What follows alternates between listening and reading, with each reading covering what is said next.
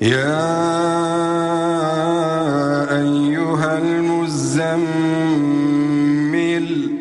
قم الليل إلا قليلا نصفه أو انقص منه قليلا إن الحمد لله نحمده ونستعينه ونستغفره ونعوذ بالله من شرور أنفسنا ومن سيئات أعمالنا من يهده الله فلا مضل له ومن يضلله فلا هادي له أشهد أن لا إله إلا الله وحده لا شريك له وأشهد أن محمدا عبده ورسوله أما بعد فإن أصدق الحديث كتاب الله وخير الهدي هدي محمد صلى الله عليه وسلم وشر الأمور محدثاتها فإن كل محدثة بدعة وكل بدعة ضلالة وكل ضلالة في النار وبعد Falënderimi të konë Allahut Azza wa Jall. Atë e falenderojmë prej tij ndihmë dhe falje kërkojmë. Salavatet i ja dërgojnë Muhammedit sallallahu alaihi wasallam, familjes së tij, shokëve të tij dhe krejt muslimanëve që ndjekin rrugën e tij deri në ditën e gjykimit. Vëllezër të dashur musliman xhamatllin të nderuam.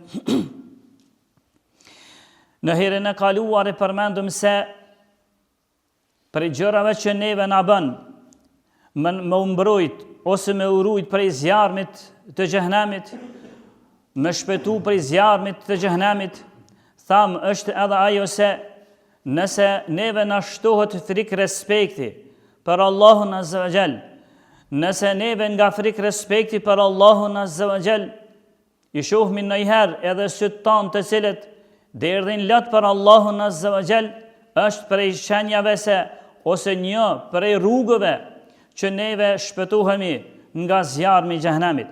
Na tha pejgamberi alayhi salatu wasallam në hadithin që e sjell Imam Tirmidhi ibn Asim dhe të tjerë. Dhe Sheikhul Albani thot hadithi është i vërtetë tha pejgamberi alayhi salam.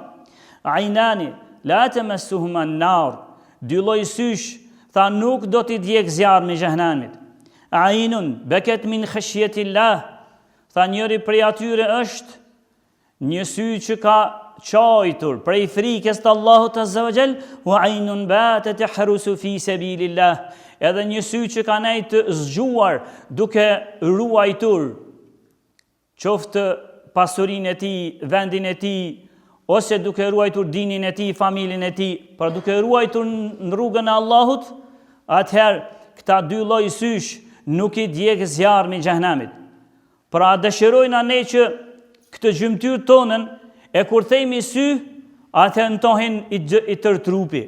Pra tërë trupi jonë është i shpëtuar, nëse jemi prej atyre që qajmë ndojherë për Allahun Azza wa Jall. Prandaj edhe na tregoi pejgamberi alayhi as-salatu wasallam në hadithin tjetër që në dy sahihat. Na tregoi rastin kur të dalmi para Allahut Azza wa Jall, se na kena besimin që pas vdekjes do të vijë momenti kur do të dalmi me trup dhe shpirtra para Allahut Azza wa Jall dhe do të pyetemi për krejt atë çka kemi bërë, për krejt atë çka kemi besuar dhe atë çka kemi shqiptuar. Do dalmi para Allahut Azza wa Jall.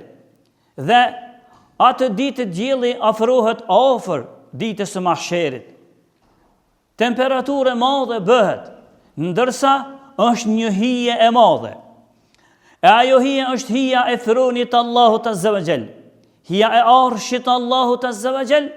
E për të, tha pejgamberi alayhi salatu wasallam, sab'atun yudhilluhumullahu yawma la dhilla illa dhillu. Atë ditë Allahu do t'i shtin në hijen e tij, e argumentet e tjera në hijen e fronit të tij. Allahu Azza wa Jall do të shtin në hijen e fronit të tij 7 kategori njerëzish. Edhe në mesin e atyre 7 tha, o rajulun dhakara Allah khalian fa fadat aynahu.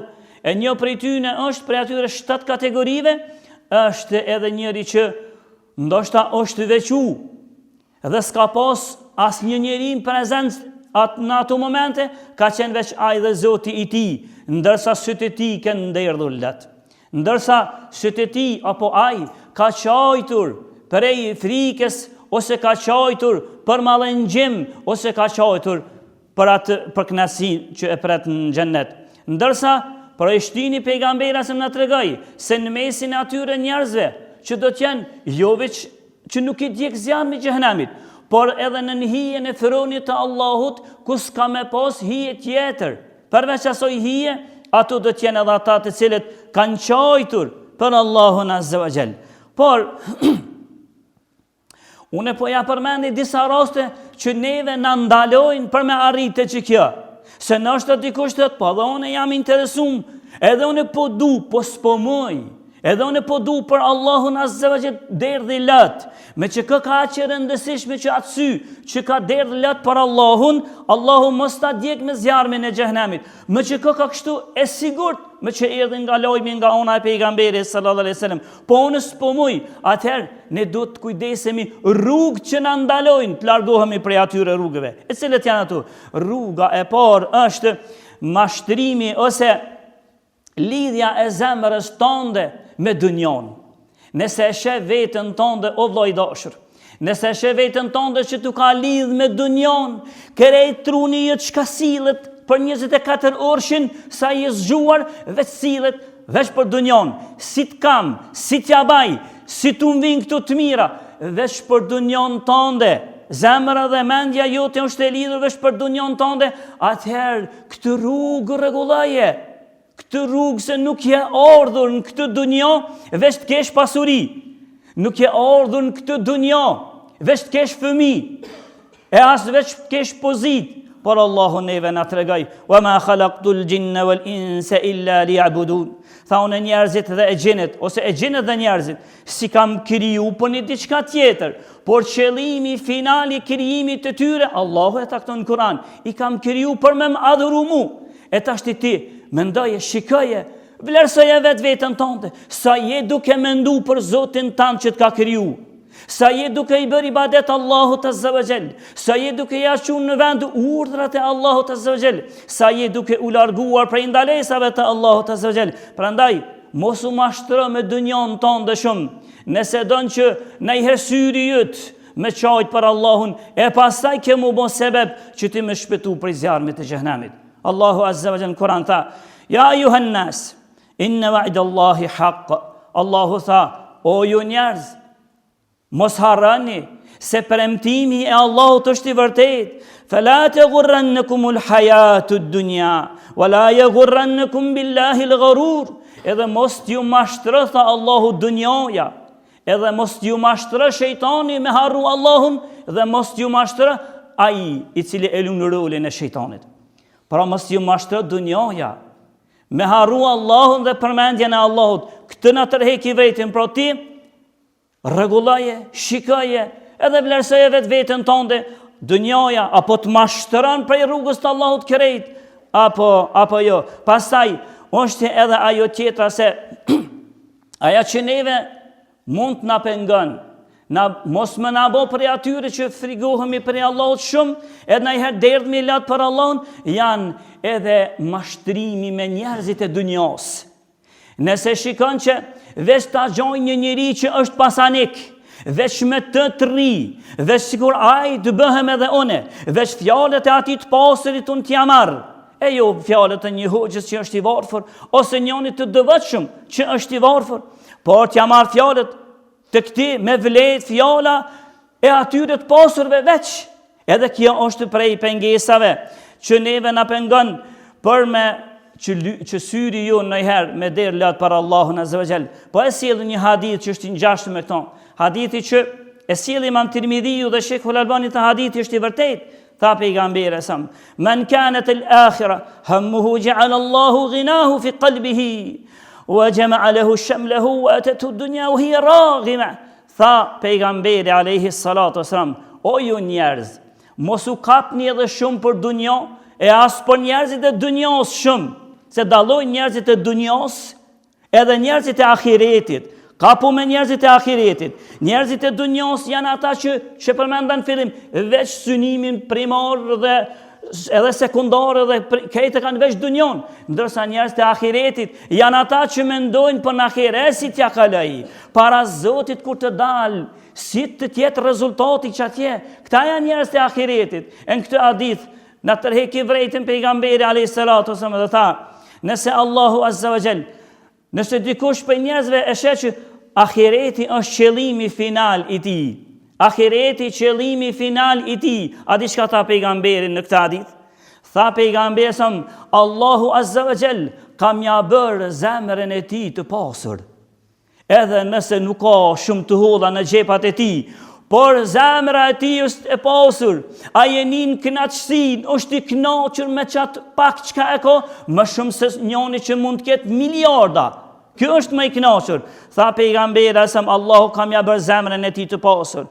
Wa jama'a lahu shamlahu, edhe krejt problemet kam ja lehtësu Allahu Azza wa Jalla atij personi, let kam i kalu problemet. Pastaj tha wa atathu dunya wa hiya raghima, edhe dunjoja ashtu kështu kam e ardh atij e imponuar. Kam i ardh e imponuar. Pse? Sepse ti qëllimi jot final qenë ka ahireti.